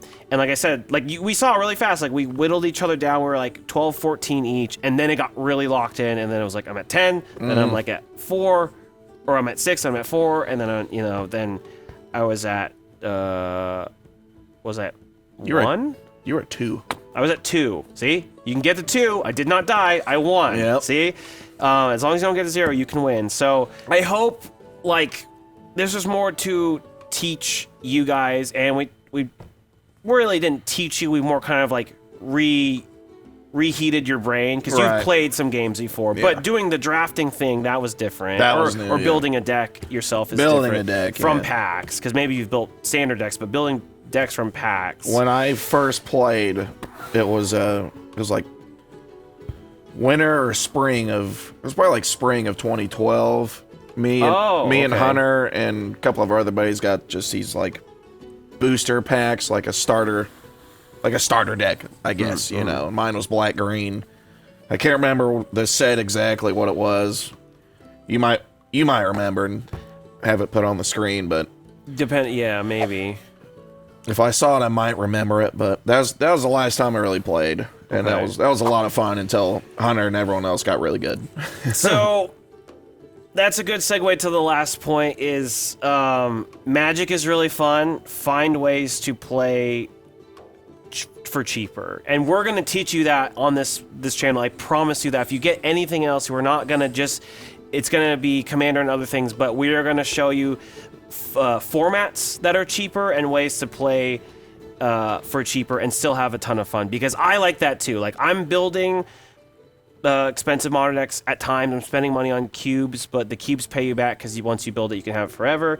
But we're going to show you ways to play and stretch your draw a little bit faster as well. But that's another reason I was like, do this, because you're going to buy packs anyways. You guys are degenerates. I don't do that anymore. I've gotten stronger will, but you guys are going to buy packs anyways, so why not build a deck and play your friends with it first, and then just look at the cards that you opened? Or, I mean, you're still going to be looking at them as you're building.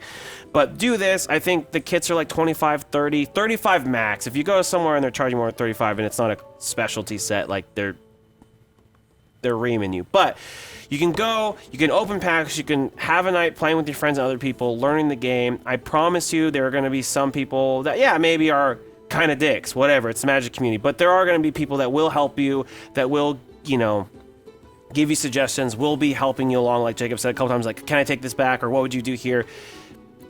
It's not a cutthroat, it's a very casual thing pre-release, and so people will be willing to be like, you know, lend a hand or give you opinion. And it's a great way to learn new cards and have fun and kind of come back to the game or learn for the first time. And again, you can replicate this. You can buy these kits, or if you just want, like, you know what's in them, just buy 6 packs and sit down and play with your friends and open them. And I really hope you do. I hope some of you guys go to Aether Drift and have a good time and go to your first pre-release, kill it, let us know how it goes. We're going to be doing some Aether Drift content when it comes out, but, you know, wanted to beat you there before it comes out, so you could feel a little bit better about potentially doing it yourself. But yeah, thank you so much, everyone. Thank you, Jacob, for being on the channel. First time, welcome. Happy to be a part of the Yes. team now. Also, this is my second debut. If you've seen American Cycles, anybody? That was my official debut. I like that. I like. Happy to be a part of the Magic channel. Yes, thank you, and you will see him again, and we'll teach you how to play Commander, but we'll also teach you to play other stuff. But yes, hopefully you feel better about how to play the game. Sorry, this is a long outro. I just want to make sure you guys feel good about it before we turn off the cameras. But thank you again, and we'll see you in the next one. Goodbye.